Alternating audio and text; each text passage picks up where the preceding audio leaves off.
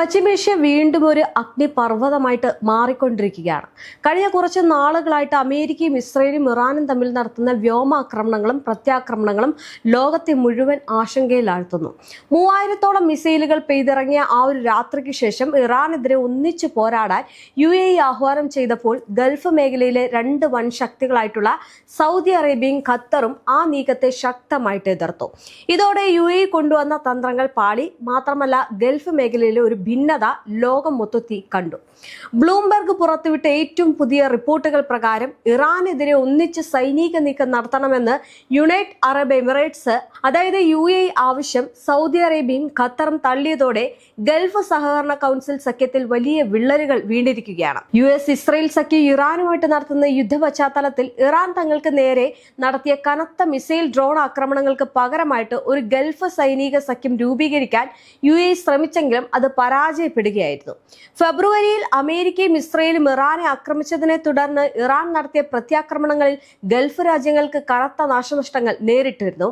എന്നാൽ ഈ പ്രതിസന്ധിയെ സൈനികമായിട്ട് നേരിടുന്ന കാര്യത്തിൽ ഗൾഫ് രാജ്യങ്ങൾക്കിടയിൽ വ്യക്തമായിട്ടുള്ള ഭിന്നതയുണ്ടെന്ന് ബ്ലൂംബെർഗ് റിപ്പോർട്ട് ചെയ്തത്. സൗദി അറേബ്യയും ഖത്തറും UAEയുടെ ഈ ഒരു സൈനിക സഖ്യത്തെ എതിർക്കാനുള്ള പ്രധാന കാരണങ്ങൾ എന്തൊക്കെയാണ്? അതായത്, ഒന്നാമത്തേത്, ഇത് ഞങ്ങളുടെ യുദ്ധമല്ല എന്ന് പറയുന്ന നിലപാട്. അമേരിക്കയും ഇറാനും അല്ലെങ്കിൽ ഇസ്രയേലും തമ്മിൽ നടത്തുന്ന ഈ ഒരു യുദ്ധത്തിൽ തങ്ങൾ കക്ഷികളാകാൻ ആഗ്രഹിക്കുന്നില്ല.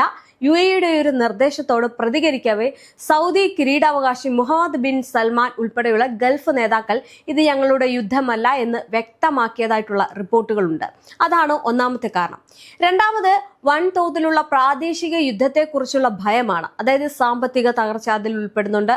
ഒരു വലിയ യുദ്ധമുണ്ടായാൽ അത് ഗൾഫ് രാജ്യങ്ങളുടെ സമ്പദ് വ്യവസ്ഥയും വിദേശ നിക്ഷേപങ്ങളെയും ടൂറിസം മേഖലയും ദോഷകരമായിട്ട് ബാധിക്കുമെന്ന് അവർ ഭയപ്പെടുന്നുണ്ട്.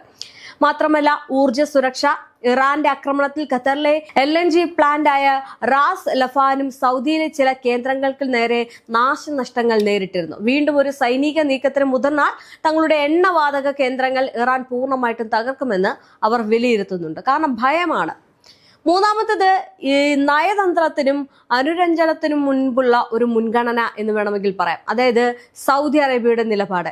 ഇറാനെതിരെ UAE മുന്നോട്ട് വെച്ച സംയുക്ത സൈനിക നീക്കത്തിന് പകരം സൗദി അറേബ്യ സ്വന്തം നിലയിൽ നിയന്ത്രിതമായ പ്രതിരോധ നടപടികൾ മാത്രമാണ് സ്വീകരിച്ചത്. അതിനുശേഷം തങ്ങളുടെ സഖ്യകക്ഷിയായ പാകിസ്ഥാൻ മുഖേന അമേരിക്കയും ഇറാനും തമ്മിൽ സമാധാന ചർച്ചകൾ നടത്താനുള്ള മധ്യസ്ഥ ശ്രമങ്ങൾക്കാണ് സൗദി മുൻഗണന നൽകിയത്. ഇനി ഖത്തറിന്റെ നിലപാടാണ്. ഇറാനുമായിട്ട് പണ്ട് മുതലേ മികച്ച നയതന്ത്ര ബന്ധം പുലർത്തുന്ന രാജ്യമാണ് ഖത്തർ. ആക്രമണങ്ങളോട് സൈനികമായിട്ട് പ്രതികരിക്കുന്നതിന് പകരം പ്രശ്നം കൂടുതൽ വഷളാകാതിരിക്കാൻ നയതന്ത്ര ചർച്ചകൾക്കാണ് ഖത്തർ മുൻകൈയെടുത്തത്. നാലാമത്തത്, ഇസ്രയേൽ അനുകൂല സഖ്യത്തോടുള്ള വിയോജിപ്പ്. അതായത്, അബ്രഹാം ഉടമ്പടിയിലൂടെ ഇസ്രയേലുമായിട്ട് നയതന്ത്ര ബന്ധം സ്ഥാപിച്ച UAE നിലവിലെ യുദ്ധത്തിൽ ഇസ്രയേലുമായിട്ട് ചേർന്ന് പ്രതിരോധ സംവിധാനങ്ങൾ പങ്കുവെക്കുന്നുണ്ട്. എന്നാൽ അമേരിക്കയുടെയോ ഇസ്രയേലിന്റെയോ താല്പര്യങ്ങൾക്ക് വേണ്ടി ഇറാനെതിരെ ഒരു പുതിയ അറബ് സൈനിക സഖ്യമുണ്ടാക്കുന്നത് തങ്ങളുടെ പരമാധികാരത്തെ ബാധിക്കുമെന്നും തങ്ങളുടെ മണ്ണ് ഇറാനെതിരായിട്ടുള്ള ആക്രമണങ്ങൾക്ക് വിട്ടു നൽകില്ല എന്ന് സൗദിയും ഖത്തറും വ്യക്തമാക്കിയിട്ടുണ്ട്. ചുരുക്കത്തിൽ, UAE ഇറാനെ സൈനികമായിട്ട് നേരിടാൻ ആഗ്രഹിച്ചപ്പോൾ സമാധാനവും സാമ്പത്തിക ഭദ്രതയും നിലനിർത്താൻ നയതന്ത്ര പാതയാണ് കൂടുതൽ സുരക്ഷിതമെന്ന് സൗദി അറേബ്യയും ഖത്തറും വിശ്വസിച്ചിരുന്നു. അതുകൊണ്ടാണ് അവർ ആ ഒരു നീക്കം നടത്തിയത്. ഇനി മറ്റൊരു വശത്ത് കാര്യങ്ങൾ ഇളകി മറിയുകയാണ്.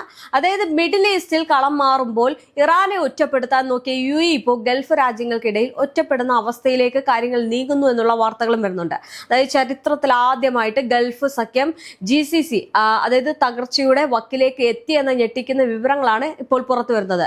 UAEയുടെ രഹസ്യ നീക്കമാണ്. അതായത്, അമേരിക്കയും ഇസ്രയേലും ഇറാനെതിരെ യുദ്ധം തുടങ്ങിയപ്പോൾ UAEക്ക് നേരെ ഇറാൻ വൻതോതിൽ മിസൈൽ ഡ്രോൺ ആക്രമണങ്ങൾ നടത്തിയിരുന്നു. ഇതിന് തിരിച്ചടിയായിട്ട് UAEയും ഒളിഞ്ഞും തെളിഞ്ഞും ഇറാന്റെ ലവാൻ ദ്വീപിലെ എണ്ണ ശുദ്ധീകരണശാലയ്ക്ക് നേരെ വ്യോമാക്രമണം നടത്തിയതായിട്ട് വാൾ സ്ട്രീറ്റ് ജേർണൽ റിപ്പോർട്ട് ചെയ്യുകയാണ്.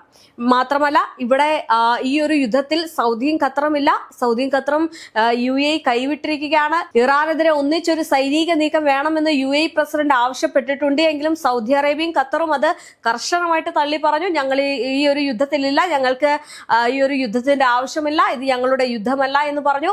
മേഖലയിൽ ഇനിയൊരു വലിയ യുദ്ധം ഉണ്ടായാൽ അത് തങ്ങളുടെ സാമ്പത്തിക അടിത്തറ തകരുമെന്നുള്ള ഭയം സൗദിയും ഖത്തറിനെയും ഇതിൽ നിന്നും പിന്തിരിപ്പിക്കാനുള്ള ഒരു കാരണമാക്കിയത്. അതായത് ഒറ്റപ്പെട്ട് UAE പിന്നെ നിന്നു. UAE ഒറ്റയ്ക്കാണ് പിന്നെ ആക്രമണം നടത്തിയത്. ഗൾഫ് രാജ്യങ്ങളുടെ പിന്തുണ കിട്ടാതെ വന്നതോടെ UAE ഒപെക് എന്ന എണ്ണ സഖ്യത്തിൽ നിന്ന് പിന്മാറാൻ വരെ ഒരുങ്ങുന്നതായിട്ടുള്ള വാർത്തകളാണ് വരുന്നത്. അവിടെ ഒരു ഭിന്നത രൂപപ്പെട്ടിരിക്കുകയാണ്.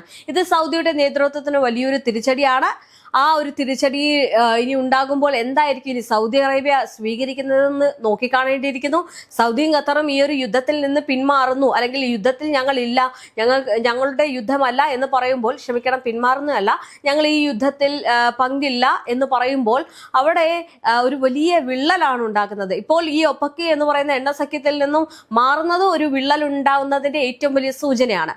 എന്തായാലും ഈ ഒരു കാര്യങ്ങൾ നടക്കുമ്പോൾ അതിന്റെ തന്ത്രങ്ങളൊക്കെ മാറ്റി ഇറാൻ രംഗത്തുണ്ട്. അതായത് ഗൾഫ് രാജ്യങ്ങൾക്കിടയിലെ ഈ ഒരു ഭിന്നത കൃത്യമായിട്ട് മനസ്സിലാക്കിയ ഇറാൻ UAE മാത്രം ലക്ഷ്യമിട്ടാണ് സാമ്പത്തിക സൈനിക സമ്മർദ്ദങ്ങൾ ശക്തമാക്കുന്നത്. അതുകൊണ്ട് തന്നെ അവിടെ ഇറാനും ഖത്തറും സൗദി അറേബ്യയും സേഫ് ആണ്. ഈ പറയുന്ന ഖത്തറിലേക്കും സൗദി അറേബ്യയിലേക്കും ഇറാൻ അങ്ങനെ ആ ഒരു തരത്തിലുള്ള ആക്രമണങ്ങളൊന്നും തന്നെ തൊടുത്തു വിടുന്നില്ല എന്നതാണ് മറ്റൊരു കാര്യം. നമുക്കിനി ഓർക്കാം, 2023 ഒരു സമാധാന കരാറുണ്ട്. അതായത് 2023 ചൈനയുടെ മധ്യസ്ഥതയിൽ സൗദി അറേബ്യയും ഇറാനും തമ്മിൽ ഒരു നയതന്ത്ര ബന്ധം പുനഃസ്ഥാപിച്ചിരുന്നു. ശത്രുത അവസാനിപ്പിച്ച് മുന്നോട്ട് പോകാൻ തുടങ്ങിയ ശേഷം വീണ്ടും ഒരു സൈനിക സഖ്യമുണ്ടാക്കി ഇറാന്റെ നേരിട്ടുള്ള ശത്രുത പിടിച്ചുപറ്റാൻ സൗദി ഒരിക്കലും ആഗ്രഹിക്കുന്നില്ല. അന്ന് ഈ പറയുന്ന ചൈന മധ്യസ്ഥത നിന്നുകൊണ്ടാണ് അവിടെ ഒരു സമാധാന കരാർ വന്നത്. അതുകൊണ്ട് അവർക്കറിയാം, ഇനി ഇറാനോട് ഏറ്റുമുട്ടി കഴിഞ്ഞാൽ അത് തങ്ങൾക്ക് ഏതൊക്കെ രീതിയിൽ അതിനെ പ്രശ്നമാകേണ്ടി വരും, അല്ലെങ്കിൽ എന്തൊക്കെ ഉണ്ടാകുമെന്നുള്ളത്. അതുകൊണ്ട് തന്നെ ആ ഒരു ഭയം ഉള്ളിൽ ഒതുക്കിക്കൊണ്ടാണ് സൗദിയും ഖത്തറും ഈ ഒരു പ്രശ്നത്തിലേക്ക് ഇല്ല എന്ന് പറയുന്നത്. ഇനി ഖത്തർ പണ്ട് മുതലേ ഇറാനുമായിട്ട് നല്ല നയതന്ത്ര വ്യാപാര ബന്ധം പുലർത്തുന്ന രാജ്യമാണ്. ലോകത്തിലെ ഏറ്റവും വലിയ പ്രകൃതിവാതക പാടം ഖത്തറും ഇറാനും പങ്കിടുന്ന ഒന്നാണ്. അതുകൊണ്ട് തന്നെ ഇറാനെ പിളക്കാൻ ഖത്തറിന് കഴിയില്ല.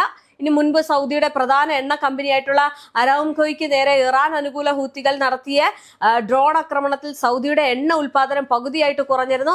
അത് വലിയ തിരിച്ചടിയായി. അപ്പം ഇനി ഒരു യുദ്ധം നടന്നു കഴിഞ്ഞാൽ അതേപോലെ തന്നെ വലിയ പ്രശ്നമുണ്ടാകും, സാമ്പത്തികം തകരും എന്നുള്ളത് സൗദിക്ക് അറിയാം. എന്തായാലും UAEക്ക് നേരെ ഇറാൻ 3000-ഓളം മിസൈലുകളും ഡ്രോണുകളും അയച്ചതുപോലെ തങ്ങളുടെ എണ്ണപ്പാടങ്ങൾക്ക് നേരെ അത്തരമൊരു വൻ ആക്രമണം ഉണ്ടായാൽ രാജ്യം കത്തുമെന്നുള്ള കാര്യം ഈ സൗദിക്കറിയാം. അതുകൊണ്ട് അവർ ഭയക്കുകയാണ്.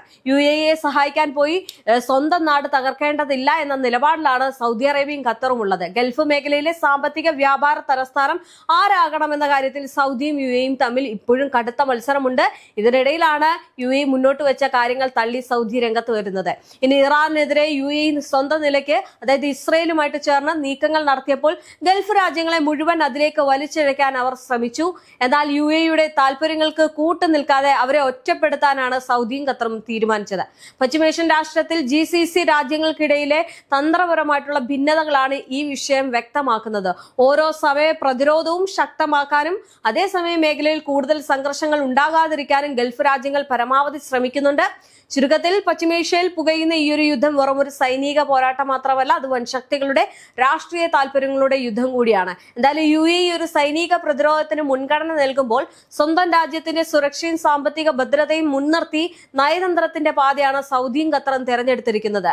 ഇത് തങ്ങളുടെ യുദ്ധമല്ല എന്ന രാജ്യങ്ങളുടെ നിലപാട് വരാനിരിക്കുന്ന വലിയൊരു യുദ്ധത്തിൽ നിന്ന് ഗൾഫ് മേഖലയെ രക്ഷിക്കുമോ അതോ ഇറാൻ കൂടുതൽ ശക്തമാകാൻ കാരണമാകുമോ എന്ന് വരും ദിവസങ്ങളിൽ കണ്ടറിയാം. എന്തായാലും നിലവിൽ ഇറാനെ സംബന്ധിച്ചിടത്തോളം ഈ സൗദി അറേബ്യയിലും ഖത്തറിലേക്കും വലിയ ആക്രമണങ്ങളൊന്നും തന്നെ ഇടുന്നില്ല. UAE ആക്രമിച്ചതുകൊണ്ട് UAEയിലേക്ക് മാത്രമാണ്, അല്ലെങ്കിൽ UAE മാത്രം ലക്ഷ്യം വെച്ചുകൊണ്ടാണ് ഇറാൻ ആക്രമണങ്ങൾ നടത്തുന്നത്. ഇറാൻ എല്ലാം നോക്കിക്കാണുന്നുണ്ട്, വളരെ വ്യക്തമായിട്ട് എല്ലാം തീരുമാനിക്കുന്നുണ്ട്. അപ്പം ഈ ഒരു നീക്കത്തിലോട്ട് പോകുന്നത് കൊണ്ട് തന്നെ വലിയൊരു പ്രശ്നമാകുമോ ഇല്ലയോ എന്നുള്ളത് ഇനി നോക്കി കാണേണ്ടിയിരിക്കുന്നു.